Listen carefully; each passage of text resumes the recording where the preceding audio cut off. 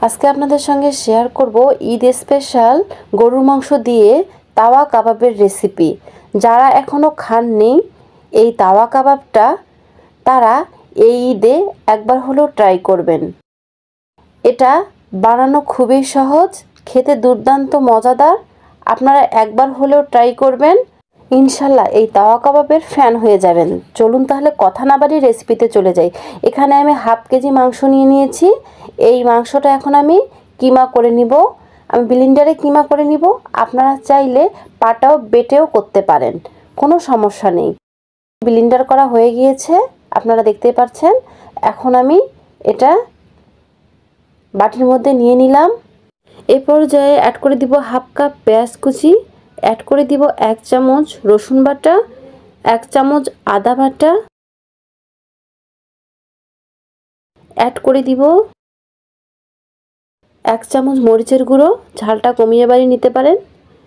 দিয়ে দিলাম কালো গোলমরিচের গুঁড়ো হাফ চামচ, দিয়ে দিলাম পরিমাণ মতো লবণ, দিয়ে দিব কাবাব মশলা 1 চামচ,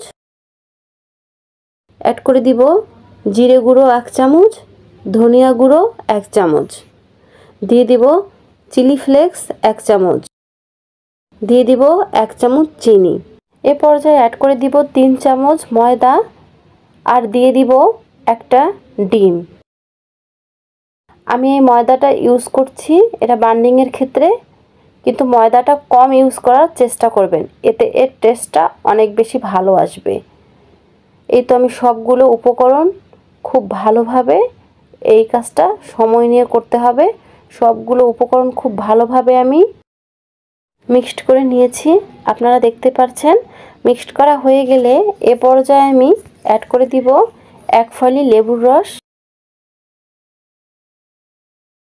দেন আবারও এটা আমি ভালোভাবে মিক্সড করে নিব। দেখতে পাচ্ছেন আমার মিক্সড করা হয়ে গিয়েছে। এ পর্যায়ে একটা আমি প্যান নিয়ে নিয়েছি, আর এর মাঝে কিমাটা আমি দিয়ে দিচ্ছি। দেন এটা এখন আমি চেপে চেপে প্যানের মধ্যে ছড়িয়ে দিচ্ছি, আর চেষ্টা করবেন প্যানটা একটু বড় নেওয়ার জন্য। আর কিমাটা কিন্তু অবশ্যই সমান করে দিতে হবে, তাহলে কাবাবটা অনেক ভালো হবে। এখন কাবাবের চতুর্থ দিয়ে আমি কাবাবের চতুর্দিকে 1-2 টেবিল চামচের মতো আমি তেল দিয়ে দিচ্ছি। মিডিয়াম চুলার আছে কাবাবটা আমি ভেজে নিব। প্রায় 2-3 মিনিট পরে যখন এক পাশে কাবাবটা একটু শক্ত হয়ে যাবে, তখন আমি আমার পছন্দ মতো শেপ দিয়ে নিচ্ছি। আপনারা চাইলে আপনাদের পছন্দ মতো এটা শেপ দিয়ে নিতে পারেন। এরপরে আমি এটা মাঝ বরাবর কেটে নিচ্ছি। এর ফলে কাবাবটা ভেজে নিতে আমার সুবিধা হবে, দেন ভেঙে যাওয়ারও কোনো ভয় থাকবে না। এক পাশ আমার হয়ে গেলে আমি এটা উল্টে দিচ্ছি।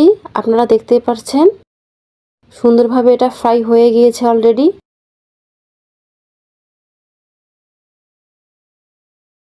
আপনারা চাইলে এটা ঢাকনা দিয়েও ভেজে নিতে পারেন, এতে কোনো সমস্যা নেই। আমি কিছুক্ষণের জন্য ঢাকনা দিয়ে দিয়েছিলাম, দেন ঢাকনাটা উঠিয়ে নিয়েছি। আবারও আমি খুব ভালোভাবে চারিদিকটা ভেজে নিচ্ছি। আপনারা দেখতেই পাচ্ছেন আমার ভেজে নেওয়া হয়ে গিয়েছে। এখন আমি কাবাবটা উঠিয়ে নিচ্ছি, আপনারা দেখতেই পাচ্ছেন।